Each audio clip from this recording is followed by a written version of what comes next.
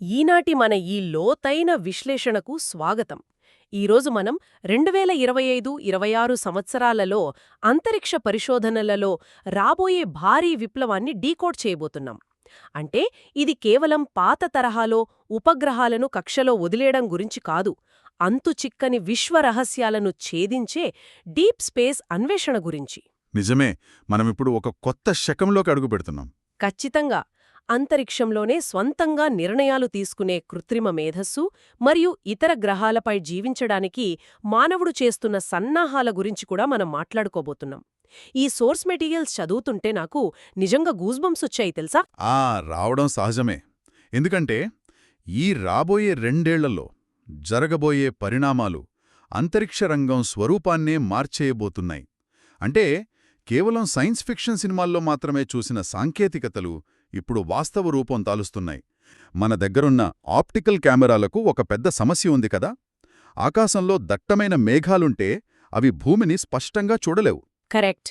Optical కెమెరాలు కాంతి మీద ఆధారపడతాయి కాబట్టి మేఘాలను దాటలేవు. అందుకే కదా EO-09 ఉపగ్రహం గురించి మనం మాట్లాడుకోవాలి. ఇందులో సింథటిక్ అపర్చర్ రాడార్ అంటే SAR టెక్నాలజీ ఉంది అని చదివాను. అసలు ఈ రాడార్ ఆ దట్టమైన మేఘాలను ఎలా చీల్చుకుని చూడగలదు? చూడండి, ఈ SAR టెక్నాలజీ అనేది మైక్రోవేవ్ సిగ్నల్స్ను ఉపయోగిస్తుంది. ఈ మైక్రోవేవ్స్కుండే తరంగదైర్ఘ్యం అదే వేవ్లెంత్ చాలా పెద్దది. కాబట్టి అవి వాతావరణంలోని మేఘాలు, పొగమంచు లేదా భారీ వర్షంలాంటి వాటిని సులభంగా దూసుకుపోయి భూమి ఉపరితలాన్ని తాకుతాయి. ఓ, అంటే వాతావరణం ఎలా ఉన్నా వాటికి అడ్డు లేదనమాట. అవునవును. ఆ సిగ్నల్స్ కిందకురెళ్ళి మళ్లీ వెనక్కి వస్తాయి. అలా వెనక్కి వచ్చిన సిగ్నల్స్ను విశ్లేషించి ఇది భూమి యొక్క అత్యంత ఖచ్చితమైన 3D చిత్రాన్ని గీస్తుంది. రాత్రి అయినా పొగలు అయినా దీనికి సంబంధం లేదు. వావ్! అంటే ఇది సైనిక దళాల కదలికలను గుర్తించడానికి లేదా వరదలొచ్చినప్పుడు నష్టం అంచనా వేయడానికి బ్రహ్మాస్త్రం లాంటిది అని చెప్పొచ్చు. ఖచ్చితంగా. కానీ దురదృష్టవశాత్తు PSLV C61 3వ దశలో తలెత్తిన లోపం వల్ల ఈ EOS-9 ప్రయోగం విఫలమైంది. అవును. సాంకేతికత ఎంత అద్భుతంగా ఉన్నా రాకెట్ వైఫల్యం దాన్ని శూన్యం చేసింది కదా. రాకెట్ సైన్స్లో ఈ రిస్క్ ఎప్పుడూ ఉంటుంది. నిజమే. అంతరిక్ష ప్రయోగాల్లో ఈ ముప్పు తప్పదు. కాని ఆ వైఫల్యం ఆ టెక్నాలజీ ప్రాముఖ్యతను ఏమాత్రం తగ్గించదు. ఎందుకంటే ఇదే SAR టెక్నాలజీకి మరింత ఆధునిక రూపాన్నిస్తూ నాసా మరియు ఇస్రో సంయుక్తంగా ఒక భారీ ప్రాజెక్టును సిద్ధం చేశాయి. దాని పేరే నిసార్. నిసార్. దీని గురించి నేను విన్నాను. దాదాపు $1.2 బిలియన్ వ్యయంతో రూపొందించిన భారీ ప్రాజెక్టిది. ఈ టెక్నాలజీ గురించి విన్నప్పుడు నాకొకటే అనిపించింది. ఇది చీకట్లో చూసే నైట్ విజన్ గ్లాసెస్ మరియు భూమి లోపల చూసే ఎక్స్రే కళ్లద్దాలు ఈ రెండూ ఒకేసారి పెట్టుకోవడంతో సమానం అనిపించింది. అద్భుతమైన పోలిక చెప్పారు. ఈ నిసార్ ప్రాజెక్ట్లో నాసా వారు L బ్యాండ్ రాడార్ను, ఇస్రో వారు S బ్యాండ్ రాడార్ను అందించారు. ఒక్క నిమిషం, ఇక్కడ నాకొక సందేహం. ఈ రెండు వేర్వేరు బ్యాండ్ల అవసరమేమిటి? ఒకే రాడార్ సరిపోదా? మంచి ప్రశ్న. ఆ రెండు రాడార్ల కలయికే దీని అసలు బలమని చెప్పాలి. నాసా ఇచ్చిన L బ్యాండ్ అనేది కొంచెం పొడవైన తరంగదైర్ఘ్యం కలిగుంటుంది. ఇది దట్టమైన అడవుల పైకప్పును అంటే క్యానోపీని దూసుకుపోయి నేలమీద లేదా చెట్ల కాండం మీద జరిగే మార్పులను పసిగట్టగలదు. అంటే అడవి లోపల ఏం జరుగుతుందో పైనుంచే చూడొచ్చు. మరి ఇస్రో ఇచ్చిన S బ్యాండ్ సంగతేంటి? S బ్యాండ్ తరంగదైర్ఘ్యం కాస్త తక్కువ. ఇది ఆకుల మీద లేదా వ్యవసాయ భూముల్లో పంటల ఎదుగుదలపై ప్రధానంగా దృష్టి పెడుతుంది. ఈ రెండు ఒకేసారి పనిచేయడం వల్ల ఒక అద్భుతం జరుగుతుంది. ఎలాంటి అద్భుతమంటారు? భూమి ఉపరితలంపై అలాగే మంచు పలకలలో కేవలం సెంటీమీటర్ల మేర జరిగే అతి చిన్న మార్పులను కూడా మనం ఖచ్చితంగా గుర్తించవచ్చు. దీనివల్ల భవిష్యత్తులో రాబోయే భూకంపాలు లేదా అగ్నిపర్వత విస్ఫోటనాల తాలూకు సూచనలను ముందే పసిగట్టే అవకాశం ఉంది. వావ్! అంటే ఒక రకంగా భూమి నాడీ వ్యవస్థను ఇది స్కాన్ చేస్తోందనమాట. చాలా పవర్ఫుల్ టూల్ ఇది. అయితే దీంట్లో స్వీప్సార్ అనే కొత్త టెక్నాలజీ కూడా వాడారు కదా. సాధారణ రాడార్లకు దీనికి తేగా ఏమిటి? అంటే సాధారణంగా ఒక రాడారు భూమివైపు సిగ్నల్ పంపినప్పుడు అది ఒక చిన్న ప్రాంతాన్ని మాత్రమే కవర్ చేస్తుంది. ఒకవేళ ఎక్కువ ప్రాంతం కవర్ చేయాలంటే చిత్రంలో స్పష్టత అదే రిజల్యూషన్ తగ్గిపోతుంది. ఫోన్ కెమెరాలో జూమౌట్ చేసినట్లు. అవును. కానీ ఈ స్వీప్సార్ టెక్నాలజీ ఏం చేస్తుందంటే, ఒకే పెద్ద సిగ్నల్ పంపే బదులు డిజిటల్గా ఆ సిగ్నల్ను విడగొట్టి రిఫ్లెక్టర్ ద్వారా ఒక విశాలమైన భూభాగాన్ని చాలా వేగంగా స్కాన్ చేస్తుంది. ఒక చీపురుతో ఉడిచినట్లనమాట. ఓ, అందుకే దానికి స్వీప్ సార్ అని పేరు పెట్టారు. అంతే కదా.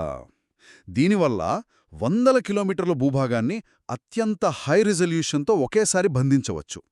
ఇది వాతావరణ పర్యవేక్షణలో ఒక గేమ్ చేంజర్. సూపర్.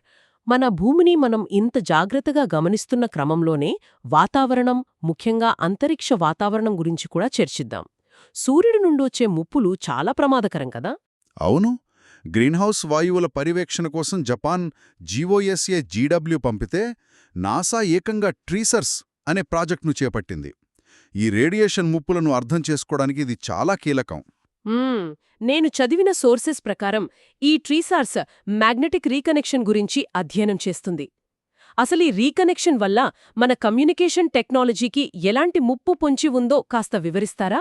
వినడానికి కొంచెం టెక్నికల్గా అనిపిస్తుంది.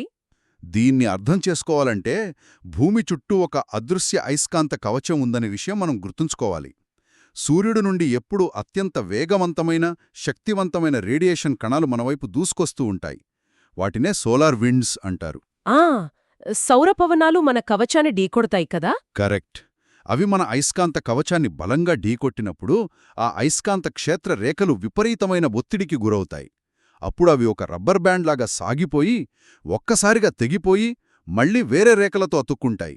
దీన్నే మ్యాగ్నెటిక్ రీకనెక్షన్ అంటారు. రబ్బర్ బ్యాండ్ తెగిపోయినట్లుగానా? వినడానికే కొంచెం భయంగా ఉంది. అవును. ఇలా తెగి అతుక్కునే సమయంలో అత్యంత భారీ స్థాయిలో శక్తి పేలుడు రూపంలో విడుదలవుతుంది. ఆ శక్తి విడుదల వల్లనే కదా ధృవాల వద్ద ఆకాశంలో రంగురంగుల అరోరాలు ఏర్పడతాయి. చూట్టానికి బాగానే ఉంటాయి కానీ లోపల జరిగే నష్టం వేరుగా ఉంటుందన్నమాట. ఖచ్చితంగా. ఆ విడుదలైన శక్తి వల్ల ఎలక్ట్రాన్లు విపరీతమైన వేగాన్ని పుంజుకొని మన వాతావరణంలోకి చొచ్చుకొస్తాయి. దీనివల్ల అంతరిక్షంలో తిరుగుతున్న మన కమ్యూనికేషన్ ఉపగ్రహాల సర్క్యూట్లు మాడిపోయే ప్రమాదం ఉంది. అంటే శాటిలైట్ టీవీలు, జీపీఎస్ అన్నీ బందైపోతాయా? అంతేకాదు, భూమి మీద ఉండే భారీ పవర్ గ్రిడ్లలో అకస్మాత్తుగా విద్యుత్ ప్రవాహం పెరిగిపోయి మొత్తం పవర్ సిస్టమ్ కుప్పకూలవచ్చు. అందుకే TRACSCR ప్రాజెక్టులో 2 చిన్న ఉపగ్రహాలను ఒకదాని వెనుక ఒకటి పంపి ఆ మ్యాగ్నెటిక్ ఫీల్డ్ ఎలా మారుతుందో లైవ్లో కొలవబోతున్నారు. ఓ, ఆ డేటా మన దగ్గరుంటే సౌర తుఫాన్లు భూమిని తాకక ముందే మన వ్యవస్థలను ఆఫ్ చేసుకుని కాపాడుకోవచ్చు. చాలా తెలివైన ఆలోచన. నిజంగానే. అయితే ఆకాశంలో ఇన్ని అద్భుతమైన కెమెరాలను మరియు రాడార్లను తీసుకెళ్లాలంటే వాటిని మోసుకెళ్లే బలమైన రవాణా వాహనాలు కావాలి కదా. మన భారతదేశ ప్రయోగ వాహనాలు అంటే రాకెట్ల నిర్మాణం చూస్తుంటే ఆశ్చర్యం వేస్తుంది. ఒకవైపు SSLV, మరోవైపు LVM-3. అవును. ఇవి 2 పూర్తిగా భిన్నమైన సామర్థ్యాలున్న రాకెట్లు. నాకైతే SSLVని చూస్తే చాలా వేగంగా వచ్చే ఫుడ్ డెలివరీ సర్వీస్ లాగా అనిపిస్తుంది. ఇక LVM-3 ఏమో అత్యంత బరువైన సరుకులను మోసుకెళ్లే భారీ గూడ్స్ రైలు లాంటిది. ఈ రెంటి మధ్య ఆపరేషనల్ వ్యత్యాసమేమిటి? మీరు చెప్పిన పోలిక 100% కరెక్ట్. SSLV అంటే స్మాల్ శాటిలైట్ లాంచ్ వెహికల్ అనేది వాణిజ్య అంతరిక్ష ప్రయోగాల్లో ఒక గేమ్ చేంజర్.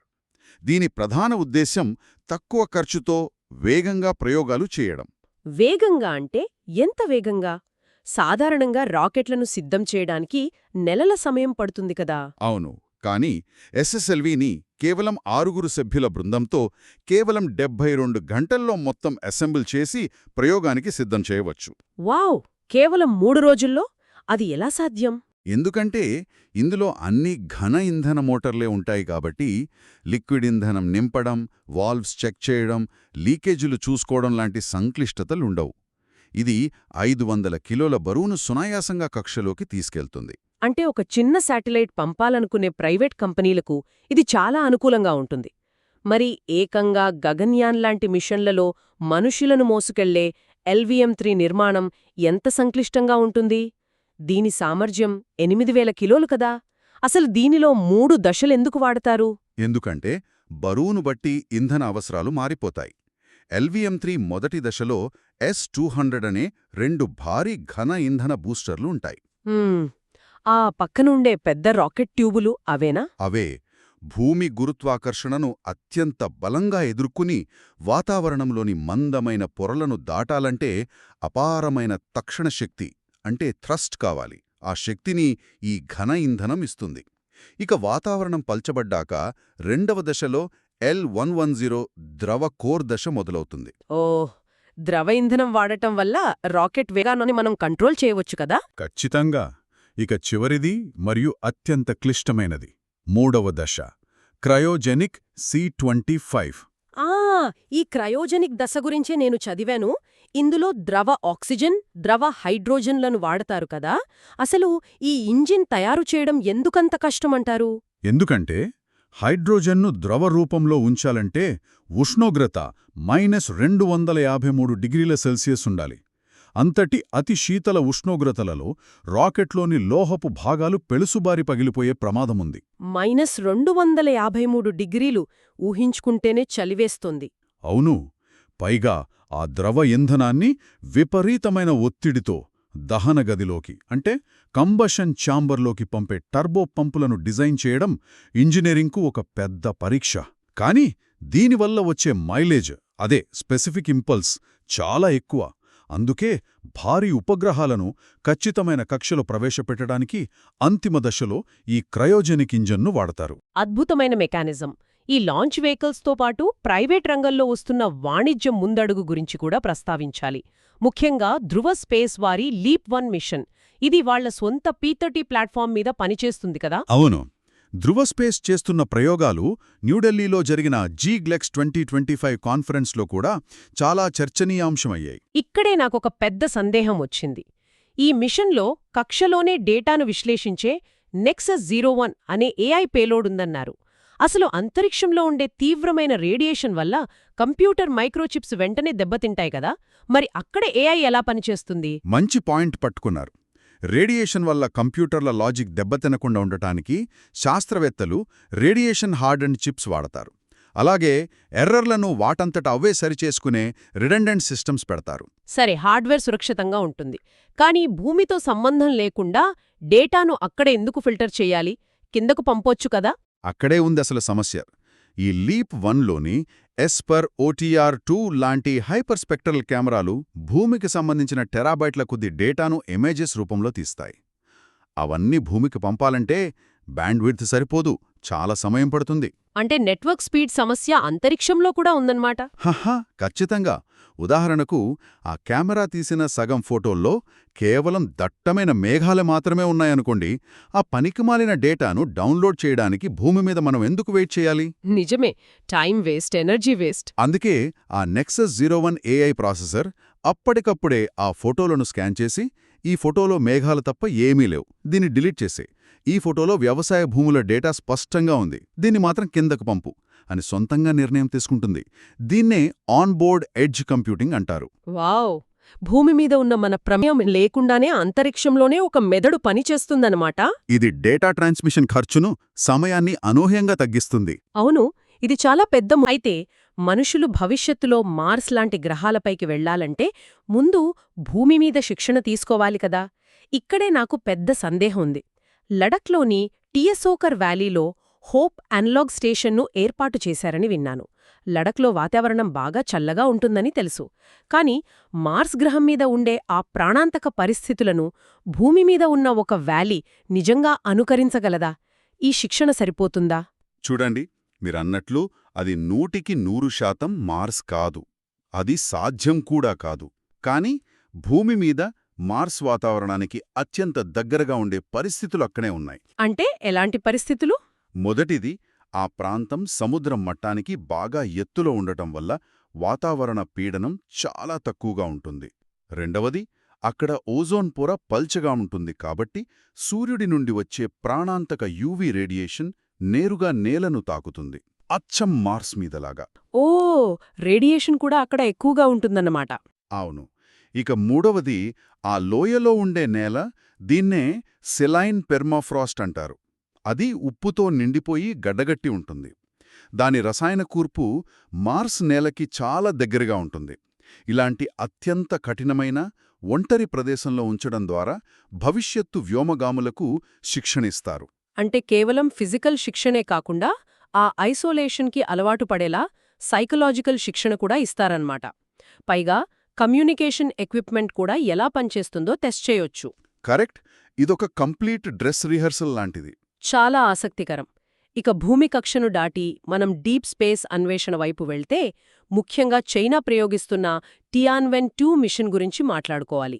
వాళ్లు మన భూమికి సమీపంలో ఉన్న కోమో ఆలెవా అనే ఒక గ్రహశకలం వద్దకు వెళ్లి మట్టి నమూనాలను తీసుకురావాలని ప్లాన్ చేస్తున్నారు.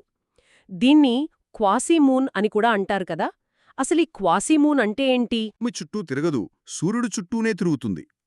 కానీ దాని కక్ష ఎలా ఉంటుందంటే అది ఎప్పుడూ భూమికి అత్యంత సమీపంలో భూమితో పాటే ఒక నృత్యం చేస్తున్నట్లుగా తోడుగా ప్రయాణిస్తుంది. అంటే దారి తప్పి మన భూమిని వెంబడించే పెంపుడు జంతువులాగా అన్నమాట. అవును. భూమి గురుత్వాకర్షణ ప్రభావం దానిపై ఉండటం వల్లే అదలా లాక్ అయిపోయింది. శాస్త్రవేత్తల అంచనా ప్రకారం కోట్ల ఏళ్ల క్రితం మన చంద్రుడికి ఒక భారీ ఉల్క ఢీకొట్టినప్పుడు ఎగిరిపడిన ముక్కే ఈ కామోఆలేవా. ఓ, అంటే అది మన చంద్రుడి ముక్కేనా? అక్కడి నుండి మట్టి నమూనాలు తీసుకొస్తే మన చంద్రుడు పుట్టుక గురించి ఖచ్చితమైన ఆధారాలు దొరుకుతాయన్నమాట. ఆ తర్వాత ఈ మిషన్ 311P అనే తోకచుక్క వద్ద కూడా ప్రయాణిస్తుందని చదివాను. అవును, ఇదొక మల్టీ స్టేజ్ మిషన్.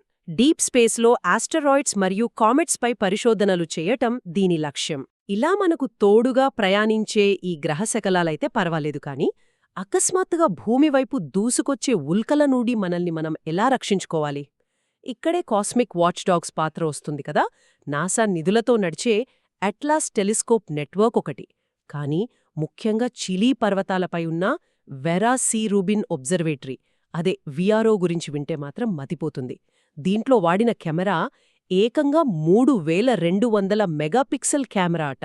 అవును, అది ప్రపంచంలోనే అతిపెద్ద డిజిటల్ కెమెరా. ఈ కెమెరా సామర్థ్యం ఏ స్థాయిలో ఉంటుందో ఒక సాధారణ ఉదాహరణతో కాస్త వివరిస్తారా? తప్పకుండా.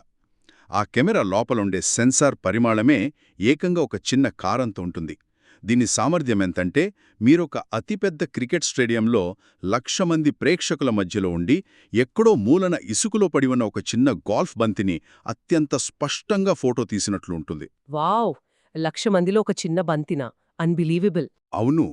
ఈ విఆర్ఓ ప్రతి రాత్రి దక్షిణ అర్ధగోళం ఆకాశాన్ని మొత్తం డీప్గా మ్యాపింగ్ చేస్తుంది. కోట్ల కాంతి సంవత్సరాల దూరంలో ఉన్న నక్షత్రాల నుండి వచ్చే అతి చిన్న కాంతి కణాన్ని కూడా ఇది బంధించగలదు. అంటే ప్రతి రాత్రి ఇది సృష్టించే డేటా 100 టెరాబైట్లుంటుందన్నమాట. దీన్ని అట్లస్ నెట్వర్క్తో అనుసంధానిస్తే మనకు ఖచ్చితమైన ముందస్తు హెచ్చరికలు అందుతాయి. సరే, మనం ఆకాశంలోకి ఇంత దూరం చూడగలుగుతున్నాం, కానీ ఒకచోట నుండి ఇంకో చోటకి వేగంగా వెళ్లాలంటే సాంప్రదాయ రాకెట్లు పనికిరావు కదా. భవిష్యత్తు రవాణా గురించి చదువుతున్నప్పుడు నాకు ఇన్విక్టస్ ప్రాజెక్ట్ తారసపడింది. ఇది హైపర్సానిక్ టెక్నాలజీ అట. మామూలు రాకెట్లకు ఈ ఇన్విక్టస్కి ఉన్న తేడా ఏంటి? అత్యంత కీలకమైన తేడా బరువులో ఉంటుంది. సాంప్రదాయ రాకెట్లకు అతిపెద్ద శత్రువు రాకెట్ ఈక్వేషన్. అంటే ఇంధనం బరువు గురించేనా? కరెక్ట్. ఒక రాకెట్ పైకి ఎగరాలంటే ఇంధనంతో పాటు అంతరిక్షంలో గాలి ఉండదు కాబట్టి ఆ ఇంధనాన్ని మండించడానికి అవసరమైన ఆక్సిజన్ను కూడా మోసుకెళ్లాలి. రాకెట్ బరువులో దాదాపు 70% ఈ ఆక్సిజన్ ట్యాంకులే ఉంటాయి. చాలా బరువు కదా అది. తవేని యూరోపియన్ స్పేస్ ఏజెన్సీ మరియు యూకే కలిసి అభివృద్ధి చేస్తున్న ఇన్విక్టస్ అలా కాదు. ఇది ఎయిర్ బ్రీదింగ్ ప్రపల్షన్ సిస్టంతో పనిచేస్తుంది. అంటే ఇది స్క్రమ్జెట్ టెక్నాలజీని వాడి గాలిలో అతివేగంగా ప్రయాణిస్తూ వాతావరణంలో ఉన్న ఆక్సిజన్నే పీల్చుకొని దాన్ని కంప్రెస్ చేసి ఇంధనాన్ని మండిస్తుంది. అద్భుతం. అంటే బరువైన ఆక్సిజన్ ట్యాంకులు మోసుకెళ్లాల్సిన అవసరం లేదు కాబట్టి నిలువుగా కాకుండా సాధారణ విమానంలాగా రన్వే పైనుంచే ఇది టేకాఫ్ అవ్వగలదన్నమాట. సరిగ్గా చెప్పారు. పైగా ఇది శబ్దవేగం కంటే 5 రెట్లు, అంటే మ్యాక్ 5 కంటే ఎక్కువ వేగంతో ప్రయాణించగలదు. మ్యాక్ 5+. అంటే ఢిల్లీ నుంచి లండన్ వెళ్లడానికి గంటల సమయం కూడా పట్టదేమో. ఖచ్చితంగా. ఇది వాతావరణం పైపొరలోకి వెళ్లి కక్షలో ఉపగ్రహాలను వదిలేసి మళ్లీ విమానంలాగా వచ్చి భూమి మీద ల్యాండ్ అవుతుంది. ఇది అందుబాటులోకి వస్తే అంతరిక్ష ప్రయాణాలు లేదా భూమిపై ఒక దేశం నుండి మరో దేశానికి వెళ్లడం చాలా సులభమైపోతుంది. కక్షలోనే డేటాను ఫిల్టర్ చేసే ఏఐ ప్రాసెసర్ల నుండి రేడియేషన్ను జయించే టార్డిగ్రేడ్ల వరకు మనం కేవలం సాంకేతికతను మాత్రమే కాదు, మనుగడ సాగించే మార్గాలను కూడా నిర్మిస్తున్నామని అర్థమవుతోంది. ఈ ఆసక్తికరమైన విశ్వప్రయాణంలో మాతో పాటు పాల్గొన్నందుకు శ్రోతలందరికీ ధన్యవాదాలు. ఈ సమగ్ర పరిశీలన మీకొక కొత్త దృక్పథాన్నిచ్చిందని ఆశిస్తున్నాం. మళ్ళీ ఇంకో అద్భుతమైన అంశంతో కలుద్దాం.